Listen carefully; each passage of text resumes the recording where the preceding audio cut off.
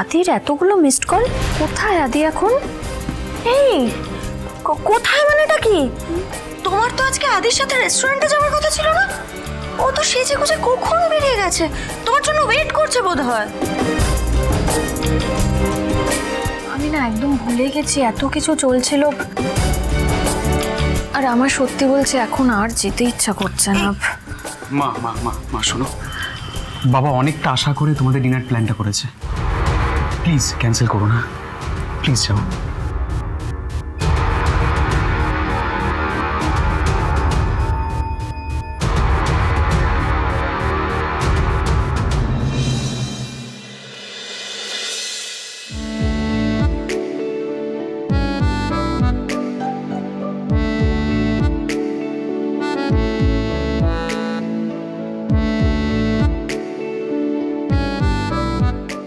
ফোনটা ধরছে না কেন শুভ?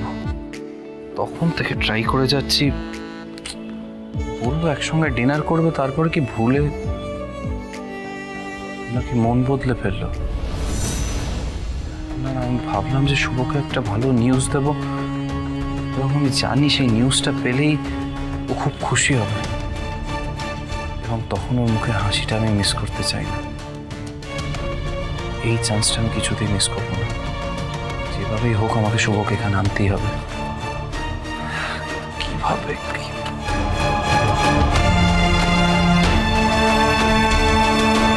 কেশবকে একটা ফোন করে দেখি, কেশব নিস বল। শুভ, হ্যালো, কোথায় তুমি? আমি তখন থেকে তোমাকে ফোন করে যাচ্ছি, আমি রেস্টুরেন্টের বাইরে ওয়েট করছি। আসলে আদি এখানে একটা ঝামেলা হয়ে গিয়েছিল, তাই তোমার ফোনটা ধরতে পারিনি। ঝামেলা? কিসের ঝামেলা? Is everything okay? হ্যাঁ, আসলে এখন সব ঠিক আছে, কিন্তু কি হয়েছে না হয়েছে সব আমি তোমাকে পরে বলবো।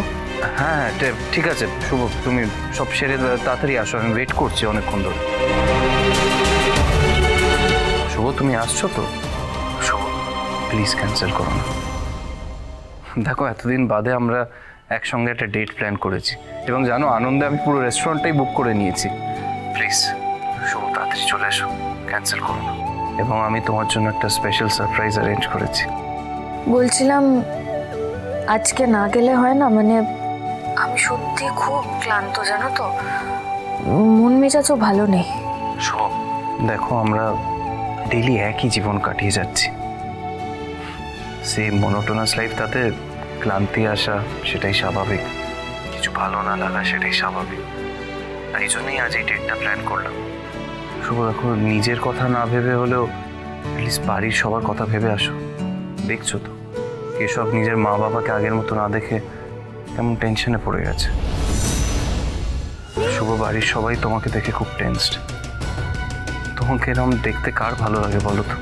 আর তুমি তো সারা জীবন সবার কথা ভেবে এসেছো, আজ না হয় আমার কথা ভেবে প্লিজ এখানে চলে এসো। এখন একটা ভালো সময় স্পেন্ড করবো, এবং আমি তোমাকে একটা স্পেশাল নিউজ দিতে চাই। আর দেখো, আমি যদি তোমাকে খুশি করতে পারি তাহলে তোমার খুশি মুখ দেখে কিন্তু সবার ভালো লাগবে। হ্যাঁ, কিন্তু আদি। আর কোনো কিন্তু নয় শুভ, আমি জানি না তুমি এখানে আসছো, এবং আই প্রমিস তুমি এখানে এলে আমি তোমাকে এমন একটা খবর দেবো, লাইফের সব দুঃখ কষ্ট কিন্তু এক সেকেন্ডে মিটে যাবে। আর আমি কিন্তু এখানেই ওয়েট করবো যতক্ষণ না তুমি আসছো। গৃহপ্রবেশ সোম থেকে রবি রাত 10টায় স্টার জলসায় ও জিও হটস্টারে।